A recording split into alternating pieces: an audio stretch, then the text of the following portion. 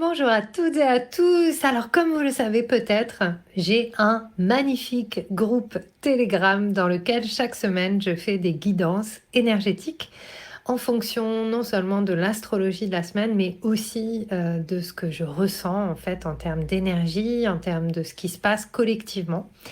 Et bien devant la puissance parfois de ces transmissions, et devant aussi l'enthousiasme des personnes qui font partie de ce groupe, eh bien, j'ai envie de proposer un deuxième rendez-vous dans le podcast chaque semaine. Donc, le podcast passe désormais de un épisode à 2 épisodes par semaine, avec chaque début de semaine, donc ce sera les mardis matins, une guidance énergétique pour la semaine. Cette guidance énergétique, elle sera d'abord enregistrée pour le groupe Telegram et puis tout simplement, je la partagerai au plus grand nombre à travers le podcast. Le groupe Telegram garde son utilité et sa présence parce que c'est un lieu d'échange. C'est aussi un lieu où je viens préciser des choses, où je viens poser des questions. Donc si vous avez envie de faire partie de ce groupe, eh bien n'hésitez pas à le rejoindre dans les notes de l'épisode. Et aujourd'hui, j'avais vraiment envie de vous parler, de vous partager, pardon, cette guidance que j'ai faite il y a maintenant 2 jours et qui résonne encore, que j'ai moi-même réécoutée, puisque le principe de la transmission et de la guidance, c'est que, en fait, ce n'est pas vraiment moi qui vous dis des choses, même si ça passe à travers moi. Il y a des choses qui se disent et qui viennent de mon expérience, mais il y a aussi pas mal de choses qui se disent et qui viennent directement du cosmos, du mystère, de l'invisible et de ce qui a besoin d'être entendu en termes individuels et en termes collectifs. Donc voilà, j'avais envie de vous partager ça. Donc voici la première. Et je suis très heureuse d'ouvrir le podcast à cet espace de l'invisible et de la guidance pour que nous soyons ensemble dans l'évolution dont le monde a besoin pour changer de paradigme du faire à l'être. Bonne écoute à tous et dans la joie de vous retrouver pour le prochain épisode du Wild Mystic and Free podcast. Bienvenue sur Wild Mystic and Free, le podcast des rebelles ancrés, conscients et spirituels qui souhaitent s'affranchir des conditionnements qui les limitent et créer une vie libre et riche de sens. Je suis Brunoïde Livrante, ton hôte, coach certifiée et enseignante spirituelle, et j'espère que tu trouveras ici plus de conscience, plus d'amour et des outils pour vivre ta plus belle vie. Hello à toutes et à tous et bienvenue pour ce bulletin de la semaine et des énergies en présence cette semaine. Alors il y a plein de choses, évidemment, on continue à recevoir en fait les ricochets de l'éclipse qui a eu lieu le 5 mai et qui en fait a remué des profondeurs, les profondeurs du Scorpion, et qui est un petit peu en résonance également avec le fait qu'Uranus et le Soleil sont entrés en conjonction hier. Et c'est l'énergie un petit peu de la révolution et du changement. Donc, ma question pour vous, la première, c'est vraiment par rapport à ce qui s'est passé pour vous avec ces énergies d'éclipse, les prises de conscience, ce que vous avez mis au jour, ce que vous savez qui se ferme, la porte qui se ferme. Quel est le changement que vous êtes appelé à faire, à implémenter dans votre vie? Vraiment, en fait, pour moi, je vois, comme je vous l'ai partagé, ça a été vraiment un week-end assez intense. Et en fait, le changement vraiment que j'ai mis en place, c'est tout simplement de demander à la vie, de faire confiance à la vie, beaucoup plus, et d'être beaucoup plus ouverte à ce que la vie m'envoie par résonance. Et en fait, c'est assez puissant puisque depuis 2 jours, donc depuis que je vous ai laissé ce dernier message, j'ai énormément de messages, j'ai rencontré énormément de nouvelles personnes, je sens mon énergie qui est en train de changer et je sens aussi que je suis intéressée par des choses différentes et que finalement tout est déjà là. Donc ma seule ligne de conduite, c'est de rester sur ma construction à long terme, comme je l'ai posé depuis le début de l'année, et de faire confiance que la seule chose que j'ai à faire, c'est d'implémenter des petits changements dans ma vie. Donc peut-être de m'ouvrir un peu plus à l'extérieur, de lire des choses différentes, de m'organiser différemment dans ma journée, etc., etc. Et en fait, pourquoi je vous parle du long terme? Parce qu'on a aussi Vénus qui est entrée dans le Cancer depuis le 7 mai et qui va y rester jusqu'au début juin, jusqu'au 5 ou 6 juin. Et c'est vraiment cette énergie de la beauté et de nourrir la nourriture du Cancer, nourrir la beauté en soi. Et il y a vraiment cette question pour moi cette semaine qui est très présente, c'est finalement, et on en parle dans beaucoup de cultures natives américaines notamment, c'est la voie de la beauté, le chemin de la beauté, marcher sur le chemin de la beauté. Et que quelque part, notre présence humaine sur Terre, c'est pour créer ce chemin de la beauté, pour se souvenir que tout est beauté. Et donc, dans ma vision de cette énergie et de cette astrologie de la semaine, il y a vraiment cette question fondamentale qui est finalement ces changements que je vis, tous ces chambardements intérieurs, ces énergies qui nous bousculent et cette énergie de Pluton qui est toujours en rétrograde, Mercure qui est encore en rétrograde jusqu'à la fin de la semaine et ça va changer, donc il va y avoir des choses qui vont bouger énergétiquement encore. Tous ces changements, finalement, ne nous appellent-ils pas à vraiment reconsidérer la place de la beauté et de la beauté de notre vie et de ce que nous créons à long terme?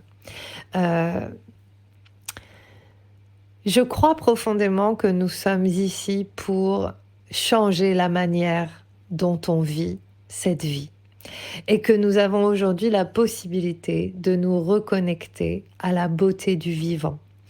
Et je crois aussi que le pourquoi nous avons été si challengés toutes ces dernières années, ces derniers mois plus particulièrement, à revisiter nos façons de faire, nos façons de vivre, c'est parce que quelque part, nous savons, le divin en nous sait que la consommation de la beauté, ce n'est pas la création de la beauté. Et que lorsque nous essayons de créer des choses à court terme qui n'impliquent que notre petit nous-mêmes et qui ne s'inscrit pas dans la création de la beauté au sens large de la voie de la magie de la nature, qui ne s'inscrit pas dans la durabilité de la vie, alors ça ne peut pas durer, ça ne peut pas être pérenne, ça s'écroule en fait, et ça ne nous nourrit pas. Donc cette semaine, vraiment avec cette astrologie, pour moi, il y a la vitalité du changement au service de la durabilité de ce que je viens proposer. Avec vraiment Vénus qui vient nous rappeler que l'art de vivre, l'art de la beauté et le plaisir de vivre également font partie intégrante de notre expérience humaine et de ce que nous sommes venus rappeler à grande échelle au monde. Parce que finalement, quand on regarde autour de nous, on est beaucoup à subir la vie. Il y a beaucoup de personnes qui subissent la vie. Il y a peu de gens qui vivent la substance de la vie comme les colibris peuvent le faire. Et d'ailleurs, j'adore l'association Colibri pour ça, parce que pour moi, il y a vraiment cette... on fait notre part et on crée de la beauté et on crée du lien et on crée des choses qui nous dépassent.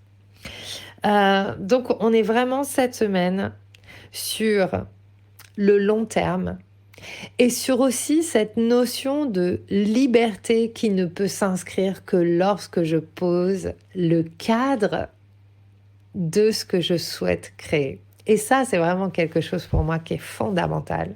C'est que la liberté sans cadre, c'est ultra flippant. C'est ultra flippant pour l'ego, c'est ultra flippant pour beaucoup de parts en nous, en fait, qui ont été très souvent non structurées. Et finalement, pour que la liberté puisse s'épanouir, et la liberté pour moi, c'est vraiment une énergie ultra féminine, ultra, je parle du féminin sacré. Et cette liberté pour moi, elle s'épanouit comme une fleur qui va grandir dans un pot. Si juste je jette la graine en l'air, elle va pas pousser.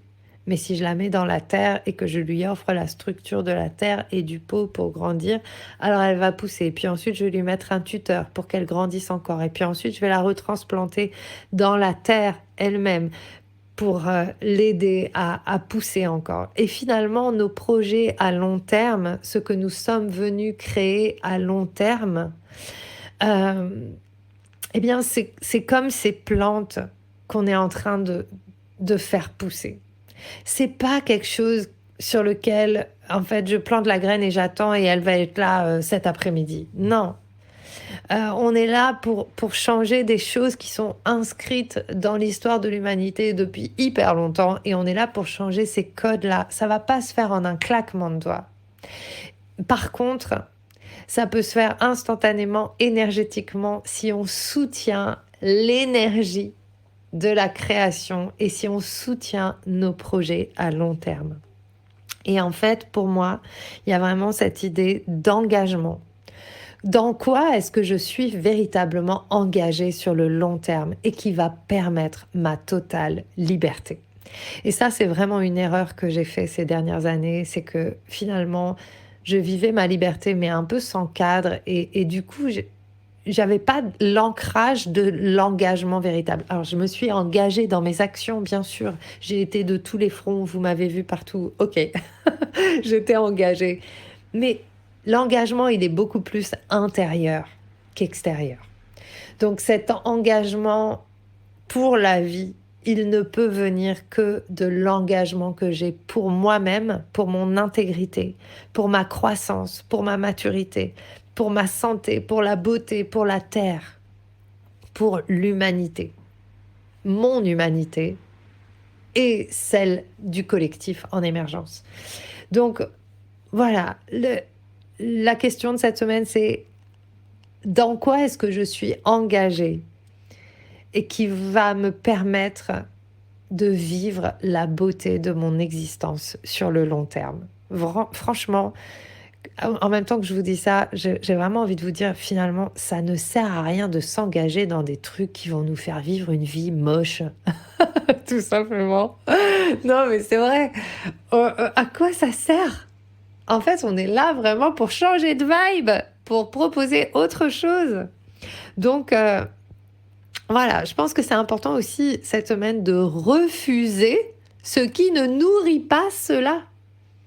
On est dans la nourriture, le cancer, c'est la nourriture, Vénus, la beauté, l'amour, tout ce qui ne nourrit pas la beauté et l'amour en moi, je refuse, je dis non, tout simplement. Ce sont aussi ces limites-là qui vont nous permettre d'évoluer, qui vont permettre au monde de changer. Donc, voilà. Et puis, à la fin de la semaine, donc Mercure va stationner direct. Donc, vendredi, samedi, dimanche, il va y avoir un petit changement dans l'énergie. Et pour moi, ce que ça veut dire aussi, c'est que c'est bon. En fait, je pense qu'il est temps d'arrêter de se raconter qu'on ne sait pas ce qu'on est venu dire, qu'on ne sait pas ce qu'on est venu faire, qu'on ne sait pas ce qu'on est venu partager. Mercure, le messager, et va te dire à la fin de la semaine, mais en fait, c'est bon, tu sais, maintenant, tu mets en œuvre. Il est temps de mettre en œuvre et surtout, il est temps aussi d'assumer, d'y croire, de rayonner ton message. Parce qu'en plus, on est dans le taureau. Le taureau, c'est l'ancrage, c'est la terre, c'est tout ce qui pousse et c'est aussi la beauté. C'est aussi lorsque j'assume de partager mon message que je crée plus de beauté dans le monde. Voilà, donc voilà, c'est le message en fait qui sous-tend un petit peu tout ce bulletin. L'amour dans toutes ses dimensions. Nous sommes venus pour vivre l'amour et pour partager de la beauté dans toutes ses dimensions. Voilà, c'est tout. Et vraiment, pour vous ramener à quelque chose de plus personnel, vraiment, ces dernières semaines, je suis revenue. J'ai essayé des années de faire le deuil de l'artiste en moi, mais force est de constater que ça fait partie non seulement de mon identité, mais aussi des choses que je suis venue partager et apporter la création de beauté et permettre à d'autres de créer de la beauté. Et en fait, euh, je suis vraiment revenue à cette idée de l'art, de je suis une artiste, non seulement de beauté, je crée des choses, je mets en œuvre, je crée de la musique, de la danse, des arts au sens premier du terme, mais je suis aussi une artiste énergétique, une artiste de ma vie. J'essaye, je fais tout ce qui est en mon pouvoir pour créer la plus belle vie possible. Et oui, il y a des moments où c'est compliqué, oui, il y a des moments où c'est dur, mais jamais je ne reviendrai en arrière ou je ne ferai différemment parce que j'aime profondément cette vie que je crée et je la respecte profondément. Et elle a tout un potentiel à m'offrir encore et je suis là pour ça. Et c'est pour ça aussi que j'ai appelé la masterclass Artiste de l'invisible parce que pour moi, il est temps aussi de passer du non manifesté, c'est-à-dire de tout ce qu'on se raconte, toutes les idées, tout ce qui est dans l'invisible, au manifesté, c'est-à-dire de mettre en œuvre, de créer dans la matière. Et voilà, donc si vous vous sentez appelé par cette masterclass, si le message que je viens de vous partager, ça a résonné ou si vous pensez que ça peut résonner pour d'autres, venez lundi matin, venez partager cet espace avec moi pour vraiment mettre en œuvre quelque chose de superbe. Parce que nous sommes artistes du nouveau monde. Voilà, je vous embrasse, je vous souhaite une magnifique journée et je vous dis à très vite pour une nouvelle activation, un nouveau bulletin astro, pardon. J'espère que ce que tu as entendu t'a donné envie de prendre soin de toi, d'agir et de contribuer à ce monde à ta manière. Si tu as aimé ce podcast, abonne-toi, partage, commente. Quant à moi, je te retrouve la semaine prochaine pour un nouvel épisode de Wild, Mystic and Free.